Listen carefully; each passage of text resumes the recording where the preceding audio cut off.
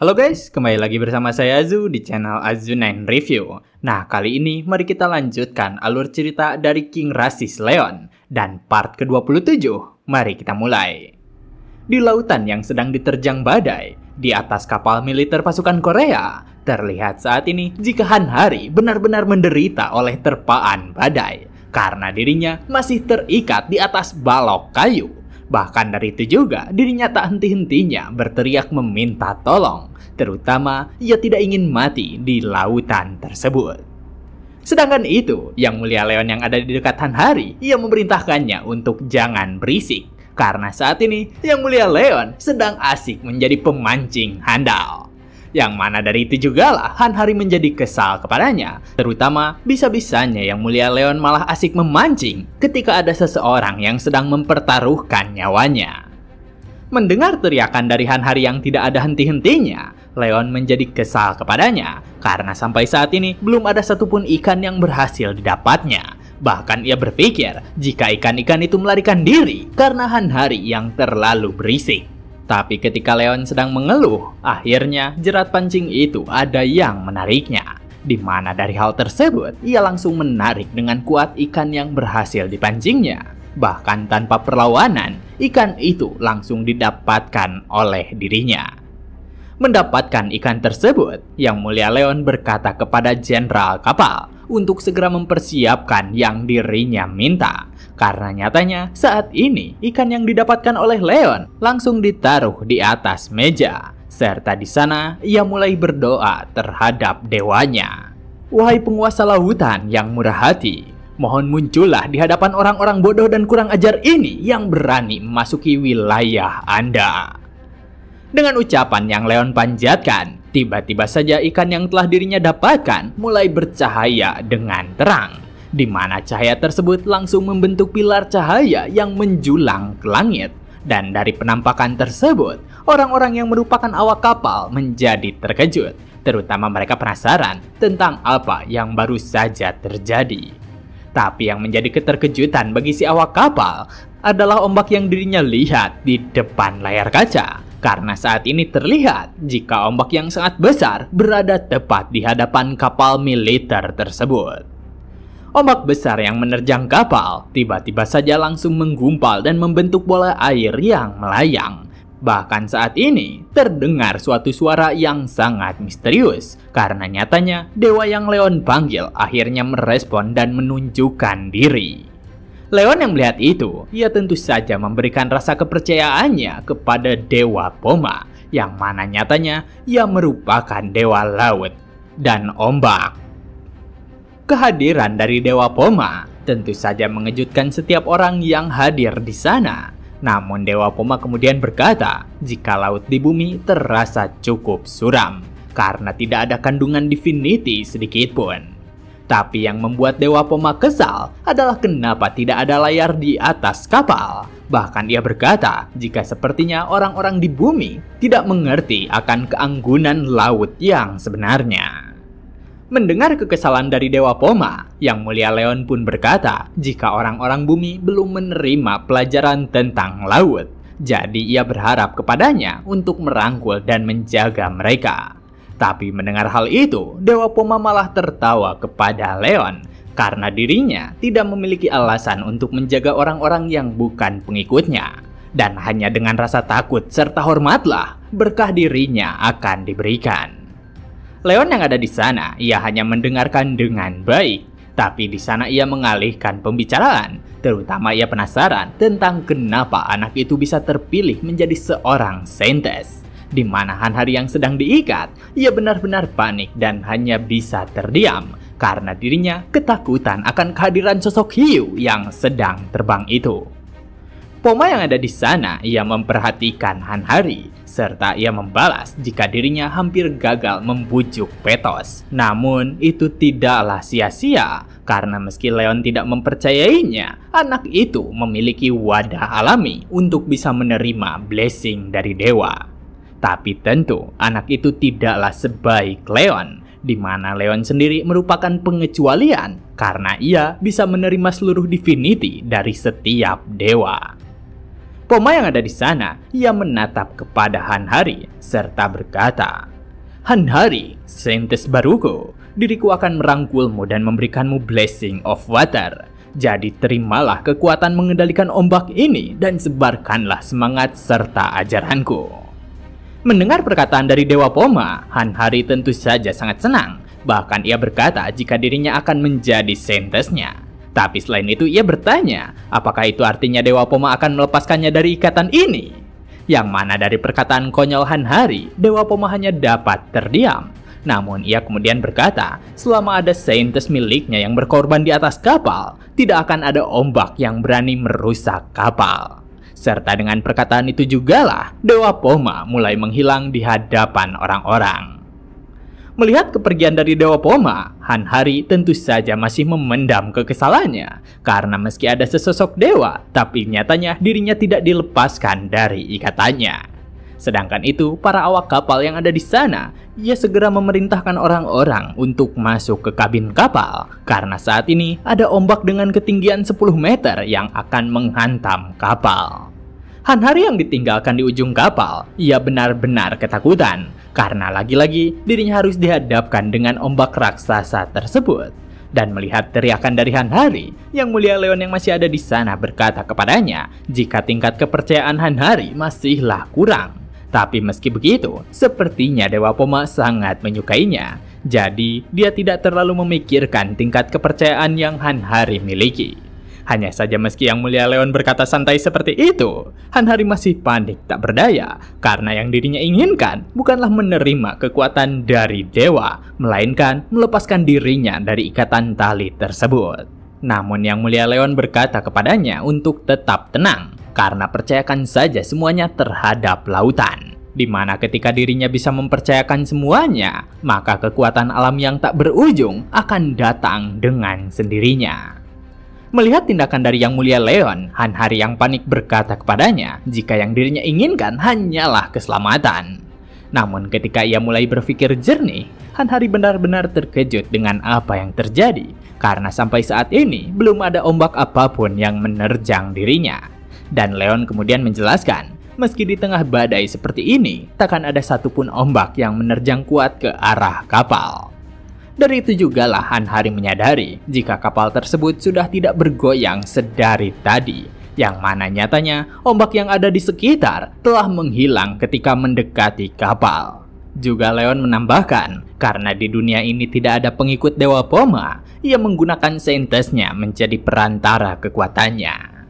Mendengar hal itu, Hanhari menyadari jika di balik dirinya yang diikat ternyata ada suatu maksud tertentu. Tapi ketika itu, tali yang mengikatnya akhirnya mulai longgar. Dan dengan itu jugalah Hanhari mencoba untuk melepaskan ikatan tersebut. Hanya saja ketika ikatan itu terlepas, Hanhari merasa jika dirinya seakan sedang diterbangkan. Karena saat ini terlihat jika goncangan ombak langsung menerpa kapal tersebut. Menyadari adanya badai hebat yang dihadapinya, Hanhari langsung panik dan meminta maaf. Bahkan ia berkata jika lebih baik dirinya tetap terikat saja, karena ia tak menyangka jika dengan ikatan yang terlepas itu, kesialan menimpa kapal tersebut. Yang mana akhirnya ia pun berakhir diikat kembali dengan bantuan dari Yang Mulia Leon. Beberapa saat kemudian, di kapal perang Amerika, terlihat jika Reynold sedang mabuk dengan goncangan badai yang hebat. Bahkan ia awalnya menyangka jika kapal tersebut akan terbalik. Tapi sekarang, setelah kapal itu mengikuti kapal milik Korea, akhirnya badai yang menimpa mulai mereda.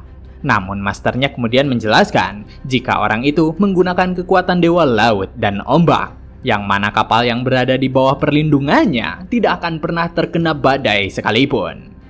Sementara itu, ketika Reynold sedang berbincang dengan masternya, sebuah pengumuman terdengar ke seisi kapal. Jika kapal Murasame yang berangkat dari Jepang telah terbalik oleh badai, dan sekarang sedang dilakukan proses penyelamatan terhadap itu. Mendengar hal tersebut, Reynold bergumam jika saat ini kekuatan kelompok Raid telah berkurang, padahal memasuki gate saja belum dimulai. Yang mana masternya kemudian berkata kepadanya untuk tetap fokus saja pada gate-nya, karena nyatanya ada sesuatu yang penting yang harus Reynold lakukan. Beberapa saat kemudian, terlihat jika kapal Korea mulai membagi tim, di mana mereka mengumumkan jika para hunter akan mendekat ke arah gate menggunakan perahu.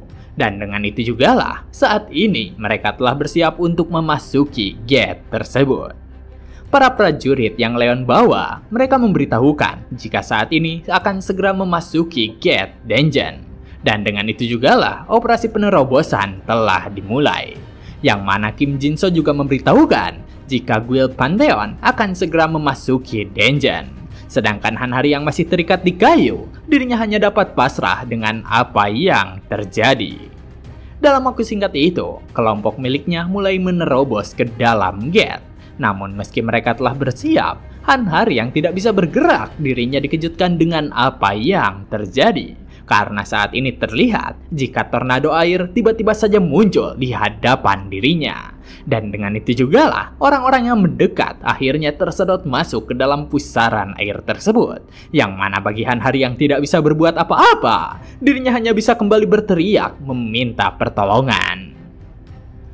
Beberapa waktu berlalu, di pinggir pantai, terlihat jika Han Hari telah terlepas dari ikatannya. Namun meski begitu, ia masih belum sadarkan diri. Hingga akhirnya ketika ia merasakan rasa asin di mulutnya, dirinya langsung meludahkan air asin tersebut. Han Hari yang baru sadarkan diri, ia mengingat jika kejadian terakhirnya adalah terbawa masuk oleh pusaran air. Dan ketika dirinya melihat ke sekitarnya, para prajurit Lionheart masih belum sadarkan diri, yang mana akhirnya ia pun mencoba untuk membangunkan mereka semua. Han Suho yang bersama dengan Han Hari, ia terbangun dengan rasa sakit di sekitar kepalanya. Juga ia kemudian bertanya kepada kakaknya, apakah mereka benar-benar diterbangkan oleh pusaran air. Tapi mengalihkan pertanyaan tersebut, Han Hari mulai memperhatikan sekitarnya, di mana ia menyadari jika Yang Mulia Leon, Yapi, dan hunter yang lainnya tidak ada di sana. Namun ketika ia kebingungan akan keberadaan dari orang lain, tiba-tiba saja dirinya dikejutkan oleh suara dari Dewa Poma, yang mana Dewa Poma menjelaskan jika semua orang masihlah selamat. Han Hari yang mendengar itu, ia tentu saja mencari-cari akan sumber suaranya, dan ketika ia diarahkan untuk melihat ke bawah, ia menjadi bertanya-tanya karena apakah yang berbicara itu adalah kura-kura. Di mana Dewa Poma kemudian menjelaskan jika dirinya mengirimkan avatar untuk menyelamatkannya. Tapi meski Dewa Poma berkata seperti itu, Han Hari merasa tidak percaya terhadap kura-kura itu, karena nyatanya kura-kura tersebut cukup kecil dan juga imut. Mendengar ejekan itu, Dewa Poma pun menjadi kesal terhadap Han Hari, yang mana ia berkata untuk siap-siap saja menerima hukumannya, karena berani sekali dirinya mengatakan hal tersebut pada makhluk divine. Dari ancaman tersebut, Han Hari menjadi ketakutan karena ia teringat dengan avatar dari dewa jahat. Dan mengalihkan obrolan itu, ia pun bertanya kepadanya, apakah benar semua orang selamat? Lalu jika begitu, ada di mana mereka saat ini? Yang mana Dewa Poma pun membenarkannya serta berkata jika dirinya membawa mereka semua ke daratan yang aman, meski dirinya tidak bisa mencegah untuk terpencar. Mendengar hal tersebut, Han Hari tentu saja bersyukur kepadanya. Hanya saja di sana Dewa Poma meminta Han Hari untuk membawanya di bahunya, karena nyatanya tubuh avatarnya itu masih cukup sulit untuk digerakkan. Dan Han Hari yang tidak ada pilihan, akhirnya membawa Dewa Puma di bahunya. Serta ia juga bertanya-tanya tentang ada di mana saat ini hunter yang lainnya. Tapi ketika ia berpikir, tiba-tiba saja dirinya dikejutkan oleh suatu pergerakan. Bahkan dengan segera ia memerintahkan para prajurit untuk mulai bersiap. Karena saat ini terlihat ada monster kepiting yang mulai bermunculan. Melihat kedatangan monster kepiting yang cukup banyak, Han Hari bersiap untuk menghunuskan pedangnya. Bahkan dengan segera ia telah berada di posisi kuda-kudanya. Namun ketika ia menggunakan skill api miliknya, tiba-tiba saja api tersebut dipadamkan oleh suatu sihir air, yang mana hal itu tentu saja membuat Han Hari terkejut. Dari itu jugalah Dewa Poma berkata kesal kepadanya, karena bisa-bisanya seorang saintes yang mendapatkan blessing dari Dewa Laut dan Ombak malah menggunakan kekuatan api. Yang mana dari permasalahan itu jugalah Han Hari dengan panik langsung membanting-banting avatar Dewa Poma. Karena kenapa dirinya tidak bisa menggunakan kekuatan apinya. Dan jika seperti itu, dirinya ingin mengembalikan kekuatan saintis tersebut. Hanya saja Dewa Puma kemudian berkata jika dirinya tidak bisa menariknya kembali. Yang mana dari jawaban itu jugalah Hanhari menjadi sangat suram. Karena bagaimana bisa kekuatan andalan yang dirinya miliki malah menghilang begitu saja. Sementara itu, di tempat lain, terlihat jika Reynolds telah mengalahkan banyak monster kepiting. Bahkan ia berkata kepada masternya jika tahap awal untuk memisahkan diri telah selesai. Di mana masternya kemudian membalas, meski ini merupakan awal yang cukup sulit, tapi untungnya ia bisa berpisah dengan si bajingan itu. Jadi sepertinya tidak akan ada lagi yang mengganggunya. Mendengar perkataan dari masternya, Reynolds pun berkata kepadanya jika saat ini dirinya akan mulai melanjutkan rencana. Dan dengan itu jugalah ia mulai membangkitkan kembali para kepiting yang mati. Yang mana ia memerintahkan kepiting-kepiting itu untuk menunjukkan jalan menuju sang patung. Beberapa waktu berlalu, Reynolds yang dipimpin oleh para kepiting, ia bertanya kepada masternya apakah itu patung yang diincarnya. Dan masternya kemudian membenarkannya jika itu merupakan patung yang tepat. Namun meski begitu, saat ini mereka harus menemukan beberapa patung yang lain juga. Yang mana ketika dirinya berhasil mengetahuinya, Reynolds bersiap menggunakan magicnya untuk menghancurkan patung tersebut.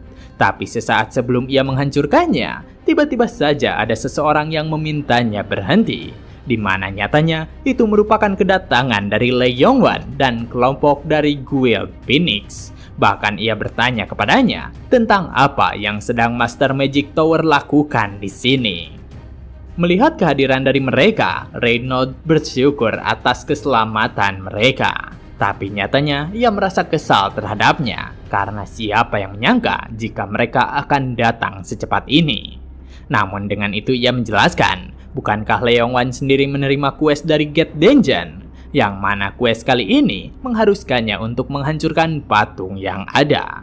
Di mana nyatanya para hunter yang memasuki Gate Dungeon mendapatkan misi untuk menghancurkan 3 patung raksasa yang agung. Mendengar perkataan itu, Lee Yongwan tentu saja melihatnya, tapi tetap ia memiliki perasaan yang tidak mengenakan. Terutama ia ingin mencegah kejadian yang sama seperti yang terjadi di Pulau Jeju.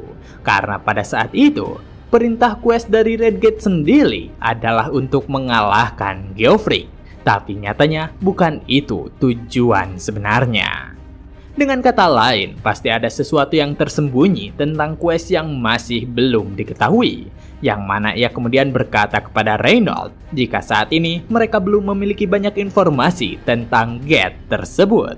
Jadi lebih baik jangan melakukan tindakan yang ceroboh. Karena jika itu merupakan jebakan, maka tidak akan ada yang tahu tentang apa yang akan terjadi selanjutnya. Jadi ia menyarankan kepadanya untuk mengumpulkan informasi terlebih dahulu tentang apa itu Raksar. Mendengar saran dari Lee Yongwan, Reynolds pun berkata kepada masternya jika itu merupakan hal yang cukup masuk akal. Bahkan masternya berkata kepadanya untuk tunda dulu urusannya, karena sepertinya akan cukup sulit jika Reynolds harus menghadapi kelompok Guild Phoenix sendirian. Karena itu jugalah Reynolds pun setuju dengan sarannya, di mana ia mengajak Lee Yongwan dan kawan-kawannya untuk berkumpul di pantai terlebih dahulu. Karena seharusnya anggota Guild Maverick dari Amerika sedang berkumpul di sana. Beberapa waktu berlalu, di tempat lain, terlihat jika Hanhari dan kelompok prajurit telah selesai berurusan dengan sekelompok kepiting. Serta dengan hal tersebut, ia bertanya kepada orang-orang yang ada apakah mereka terluka, di mana mereka membalas jika itu baik-baik saja. Namun Godaesung yang ada di sana, ia memanggil Hanhari serta berkata jika dirinya tidak bisa merasakan aura milik Yang Mulia Leon. Mendengar hal tersebut, Hanhari tentu saja sedikit terkejut karena sepertinya itu merupakan masalah yang lumayan. Terutama buff dari aura milik Yang Mulia Leon memang luar biasa. Tapi permasalahan yang Daesung maksudkan bukanlah itu, di mana ia menjelaskan jika dirinya pernah melakukan eksperimen dengan batas aura yang bisa dirasakan oleh para prajurit, dan batas terjauh dari itu adalah 30 km. Yang mana jika para kesatria berada di dalam batas jangkauannya, mereka akan merasakan aura tersebut. Tapi saat ini, tidak ada satupun dari kesatria yang bisa merasakan atau menerima aura tersebut. Mendengar penjelasan itu, Hanhari tentu saja terkejut. Bahkan ia berpikir, bukankah pulau ini sendiri tidak sebesar itu? Dan Daesung kemudian berkata, jika kemungkinan Yang Mulia Leon tidak berada di sekitaran pulau ini. Dari apa yang dikatakan oleh Daesung, Hanhari pun bertanya kepada Dewa Poma, apakah mungkin Yang Mulia Leon hilang? Yang mana nyatanya, Dewa Poma sendiri cukup terheran. Karena saat ini koneksi miliknya dengan Leon telah terputus. Dari itu jugalah Hanhari menyadari jika apa yang terjadi kali ini merupakan situasi yang sangat gawat. Yang mana orang-orang yang memasuki Gate Dungeon sendiri telah terpencar kemana-mana. Bahkan ia bertanya-tanya tentang ada di mana Yang Mulia Leon berada. Sedangkan itu, di kedalaman lautan, terlihat ada sebuah bola cahaya yang bersinar cukup terang. Di mana nyatanya itu merupakan kehadiran dari Leon. Tapi Leon yang ada di sana, ia sedang mendengarkan ocehan dari suatu makhluk, yang mana nyatanya itu merupakan sesosok monster jahat. Bahkan dengan kehadiran Leon di sana, monster tersebut tertawa dengan senangnya, karena saat ini sudah waktunya untuk mengakhiri tidur panjangnya yang selama 500 tahun. Dan karena dirinya telah bosan memakan ikan-ikan yang ada, ia penasaran dengan bagaimana rasanya memakan seorang kesatria dari para dewa. Dan begitulah part kali ini telah selesai. Jangan lupa like jika kalian suka dengan konten yang kami bawakan. Serta terima kasih banyak kepada kalian semua yang telah menonton video kali ini. Saya Azu dan sampai jumpa kembali di video berikutnya.